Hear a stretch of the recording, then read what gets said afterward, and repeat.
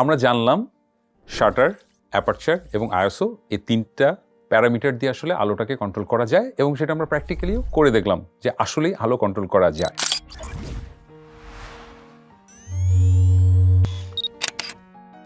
এখন যখন আসলে আমরা বলছি যে একটা ছবিতে এক্সপোজার বেশি বা এক্সপোজার কম, মানে একটা ছবিতে আলো বেশি বা একটা ছবিতে এক্সপোজার কম, আমরা কিন্তু একবারও বলছি না একটা ছবিতে শাটার স্পিড বেশি, অ্যাপারচার বেশি, আইএসও কম বেশি।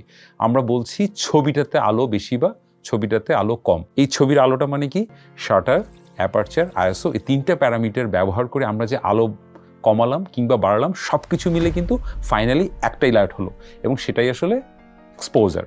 আপনি একটা শব্দ শুনে থাকবেন, এক্সপোজার ট্রায়াঙ্গেল বলে। কি হয়, আমরা যদি একটা ট্রায়াঙ্গেল চিন্তা করি এবং আপনি আসলে ভিজুয়ালি দেখতে পাচ্ছেন যে একটা ট্রায়াঙ্গেল চিন্তা করলাম, একটা কর্নারে আছে শাটার, একটা কর্নারে অ্যাপারচার, একটা কর্নারে আসলে আইএসও। এই তিনটে জিনিস মিলেই কিন্তু আসলে একটা লাইট হয়, যেটাকে আসলে আমরা বলছি যে এক্সপোজার। এখন আপনার মনে একটা প্রশ্নই আসতে পারে যে আসলে আমি যখন একটা সাবজেক্টের ছবি তুলছি, শাটার, অ্যাপারচার, আইএসও কোনটা আগে ঠিক করব? অ্যাপারচার, শাটার, আইএসও ঠিক করতে করতে সাবজেক্টই অবজেক্ট হয়ে যায়, পাখি দৌড়ে চলে যায়, কি করব?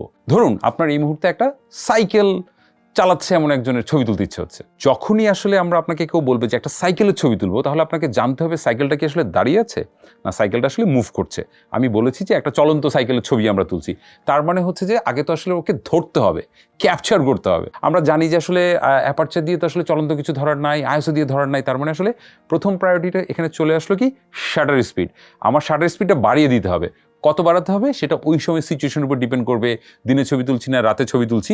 ধরে নিচ্ছি একটা আইডিয়াল কন্ডিশন, ওয়েদার ভালো এবং সেখানে আমরা আসলে একটা চলন্ত সাইকেলের ছবি তুলবো, তাহলে শাটার স্পিড হবে আসলে 1000 বা 500।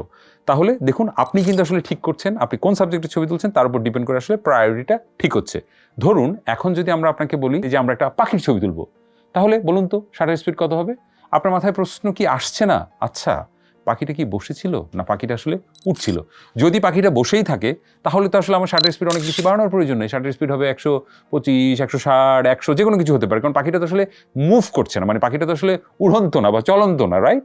কিন্তু পাখিটা যদি আসলে উড়ন্ত অবস্থায় থাকে বা পাখিটা যদি আসলে মুভ করতে থাকে, তাহলে আমার জানতে হবে যে আসলে পাখিটা চড়ুই পাখি না হার্মিং বার্ড, কারণ দুটো তো দুই গতি আলাদা।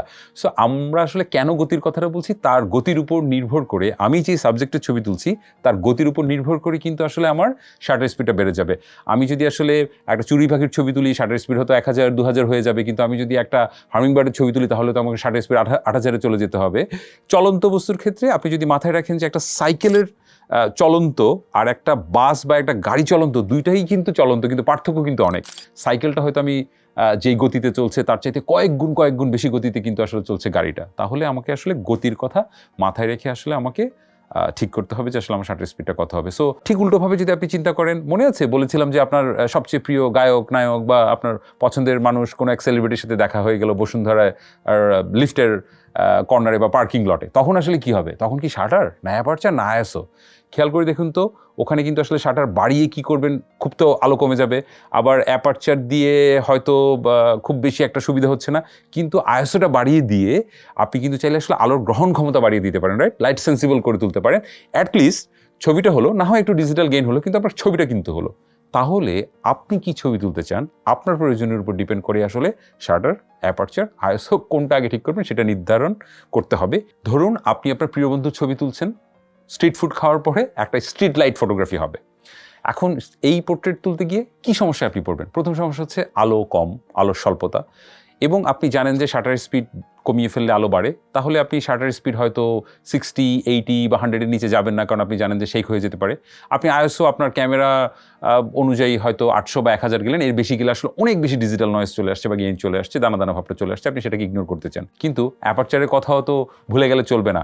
মনে আছে, অ্যাপারচারের সংখ্যা যত কমবে অ্যাপারচারের মুখটা তত বড় হয়ে যাবে, বেশি পরিমাণে কিন্তু আসলে আলো প্রবেশ করবে। তাহলে আমরা যখন এই ধরনের লো লাইট কন্ডিশনে যাব, সবচেয়ে পাওয়ারফুল অস্ত্রটা কিন্তু হতে পারে অ্যাপারচার, কারণ অ্যাপারচার দিয়ে যদি আমি লেন্সের মুখটাকে আসলে খুলে দিই, অনেক বেশি পরিমাণে আলো প্রবেশ করবে। সেটা হওয়া উচিত আমার লো লাইট কন্ডিশনে পোর্ট্রেট করার জন্য ফার্স্ট প্রায়োরিটি। তারপর আমি শাটার এবং আইএসও দিয়ে বাদবাকি জিনিসটা অ্যাডজাস্ট করে নিব। এক্সপোজার সম্পর্কে তো আপনার ধারণা ক্লিয়ার, যে শাটার, অ্যাপারচার, আইএসও মিলে ফাইনাল কম্বিনেশন মিলে যে লাইটটা হলো সেটা এক্সপোজার বলছি। অল্টারনেটিভ শব্দের অর্থ কি? বিকল্প। তার মানে বিকল্প এক্সপোজার। ধরুন আপনি এখন এখান থেকে আমরা ধানমন্ডি লেকে যাব, আপনি ভাবলেন যে আমার আসলে একটু বাসায় গিয়ে বাবা মার সাথে দেখা করে একটা ছোট কাজ আছে, আপনি আসলে একটু যেই রাস্তাটা দিয়ে যাচ্ছেন, আপনি হলিক্রসের পাশ দিয়ে একটা রাস্তা দিয়ে যাচ্ছেন, আপনার একটা বন্ধু ভাবলো যে না আমার তো আসলে মার্কেটে একটু কাজ আছে, আমি মার্কেট হয়ে আমি পান্থপথ হয়ে যাব। আরেক বন্ধু ভাবলো আমার কোনো কাজ নেই, আমি আসলে সরাসরি ধানমন্ডি লেকে চলে যাব। তিনটা বন্ধুই কিন্তু আপনারা ধানমন্ডি লেকে পৌঁছালেন, কিন্তু বিকল্প পথে পৌঁছালেন। ঠিক একইভাবে ফটোগ্রাফিতে অল্টারনেটিভ এক্সপোজার মানে হলো ভিন্ন ভিন্ন এক্সপোজার, মানে ভিন্ন ভিন্ন শাটার অ্যাপারচার ব্যবহার করেও একই এক্সপোজারের ছবি তোলা সম্ভব, এবং সেটাই অল্টারনেটিভ এক্সপোজার। ধরে নিলাম যে আমরা এমন একটা জায়গায় ছবি তুলছি, একটা ল্যান্ডস্কেপ করছি বান্দরবনে, আমাদের ISO 500 রাখা। এখন আমার শাটার স্পিড 500 এবং আমার অ্যাপারচার ধরুন 11। কোনো কারণে আপনার মনে হলো যে আমি অ্যাপারচারটাকে 11 না করে অ্যাপারচারটা 16 রাখবো, তাহলে কি হচ্ছে? আগের ছবির চেয়ে এই ছবিটাতে অ্যাপারচার 16 রাখাতে আলোটা কমে যাচ্ছে।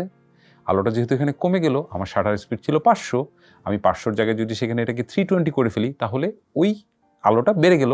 তার মানে হলো যে আমরা ভিন্ন ভিন্ন শাটার অ্যাপারচার এবং ISO ব্যবহার করেও কিন্তু আসলে একই ছবি, একই এক্সপোজারের ছবি তুলতে পারি। আমরা কখন বাড়াই কখন কমাই সেটা ডিপেন্ড করে আমি কি তুলতে চাই, আমি কি গল্প বলতে চাই, কোন ঢঙে গল্পটা বলতে চাই, এবং সেই বিষয়গুলো কিন্তু আমরা পরবর্তী ক্লাসগুলোতে জেনে যাব।